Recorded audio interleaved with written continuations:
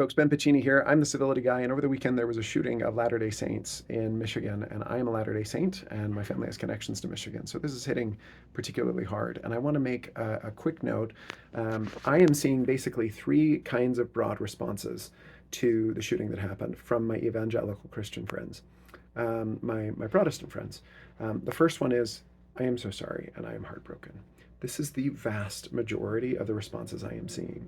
My Christian friends, my Protestant friends, my evangelical friends are heartbroken because they recognize that this is an attack on everyone's faith, and that this is a problem, and that this is not acceptable, and that there is something wrong in our society, and that this should not have ever happened.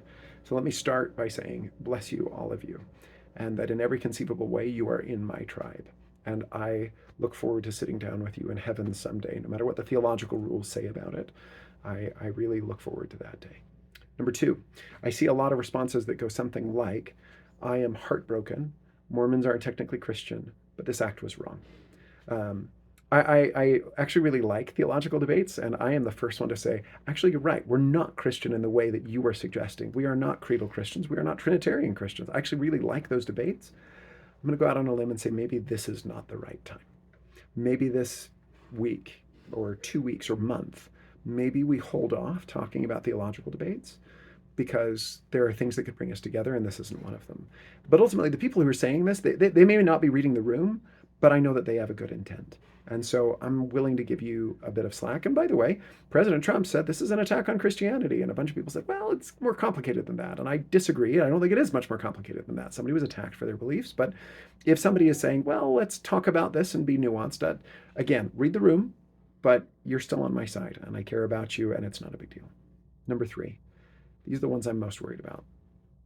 Number three are the people who will say, well, I feel bad this happened, but. And I want to really emphasize that the but, or the asterisk, is concerning to me. And what I mean by this is very simple. A lot of people who are doing this are saying, I feel bad, but let me spend all of my emotional energy regurgitating the views of the shooter. Let me talk about how Mormonism is a cult. Let me talk about Mormonism is a demonic, Mormonism is demonic, and that Mormonism is Antichrist. I want to emphasize that you are actually recapitulating the ideas that the shooter had that motivated him in his shooting, based on what we currently know about him. And we have more to learn over the next coming days. But right now, what we know about him is that he was motivated to harm and destroy these people as they were worshiping, and that wasn't an accident. I want to emphasize that these group three people are very rare, but that also that they need to be condemned.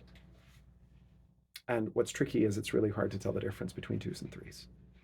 This is the same thing that happened after Charlie Kirk. When he was killed, a lot of people were saying, oh, it's bad that it happened, but no. Right after it happens, we can just say it's sad, and I'm heartbroken. That's all you need.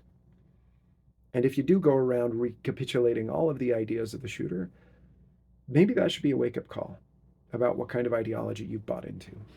And maybe we can do a little bit better. I'm not just talking about what you're saying, I'm talking about what you actually believe. Maybe we can be, in a sense, a little more Christian.